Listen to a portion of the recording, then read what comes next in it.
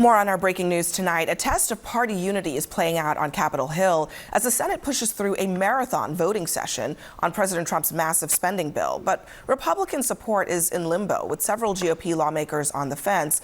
Trump has made it clear, fall in line or else. North Carolina's Thom Tillis was one of two GOP senators who did not fall in line. He voted against advancing the legislation and voiced concerns over the Medicaid cuts. Harry Enten joins us at the table now. He is not running for re-election, and probably because he's from a state that is a strong MAGA state.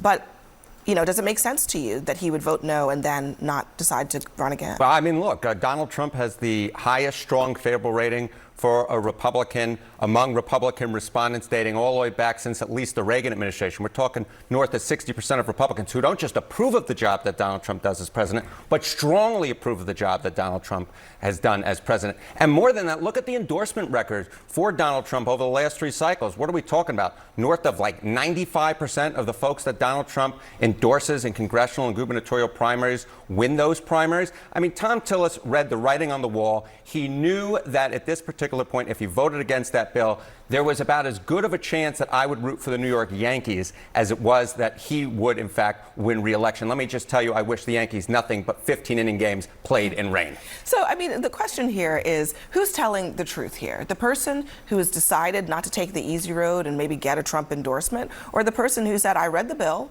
I think it's not what you say it is, and I'm not going to try to get political gain? I mean, who are we supposed to be?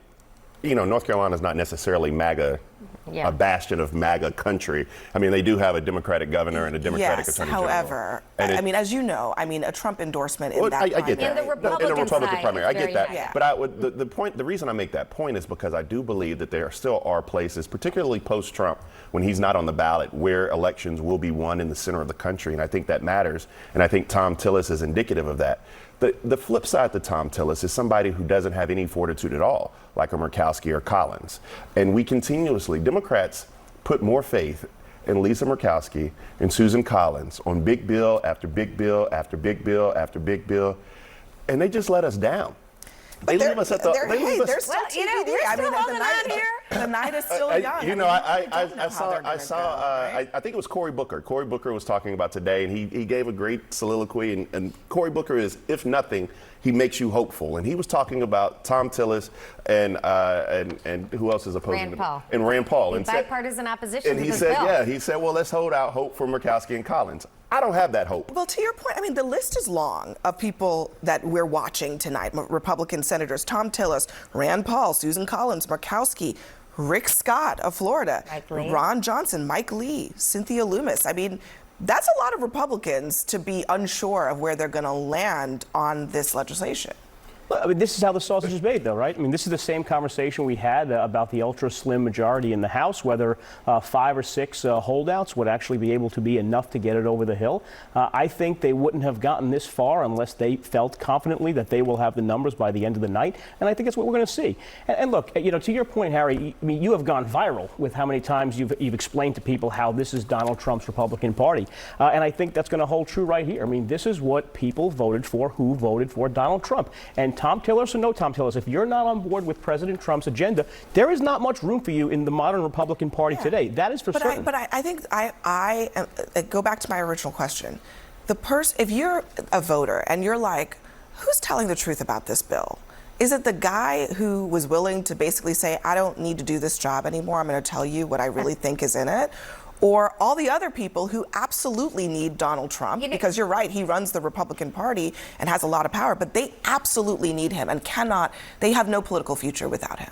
Freedom is having nothing left to lose. That is the thing about Thom Tillis. He obviously is basically saying, I am putting North Carolina voters, people, the public, the people who lose health care ahead of my actual political ambition. And, I think it's really sad and pathetic that that's basically what has to happen here. He has to say, in order to protect my voters, who I worry will lose health care and that the rural hospitals in my state will collapse, I have to basically say I'm willing to end my political career. And that is unfortunate It is unfortunate that basically it's a choice between the protecting voters and their political ambition, and the choice is there because Donald Trump is making them walk the plank on this bill. Look, most Republicans in Congress care about winning the primary more than winning the general election. They are in safe districts. They're in safe states. Yes, there are a few who are in the swing states and swing districts. But, I can recall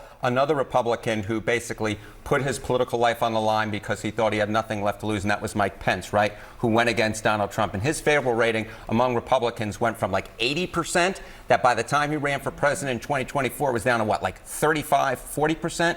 I don't know if you're a fan of the movie. John McCain, really, at the end of his life, his actual life, said... And Lisa Murkowski voted against the ACA, right? And she still won re-election in Alaska. And that's the difference between her and Thom Tillis. She at least keeps her name on the ballot. He doesn't have the courage to do that. That is only possible in a state like Alaska. Really, it is only possible. One other thing, though, Pete.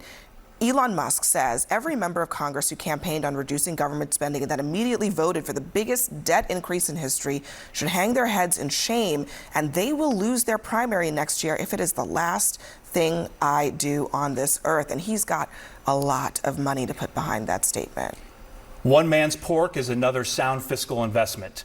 And I'm certain that if the EV, that's a great quote, got it from a college professor, Kristen Kantak, it was her line. I don't think it was speaking on behalf of pork, honestly. I just didn't think I would hear you say that. But if the EV tax credit remained in this bill, he would bankroll a ticker tape parade after it passes. You think that this so is all about that? Are you calling Elon Musk self-interested? I didn't use that exact phrase, but yes. I just think the funny part about this being Donald Trump's party is that it is. Everybody who said that articulated it correctly.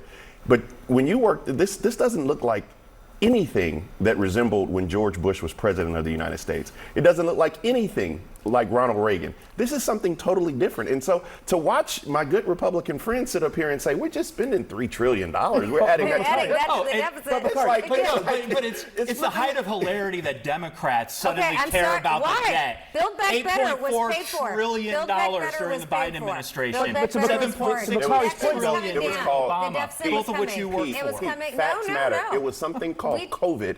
That's why you got it. People like to say. There's always an explanation. But to Bakari's point, though, it is not the party of Bush. Debt more than any other president. His name is Donald Trump. Okay. $8.4 trillion in one term from We Joe Biden. We gotta go.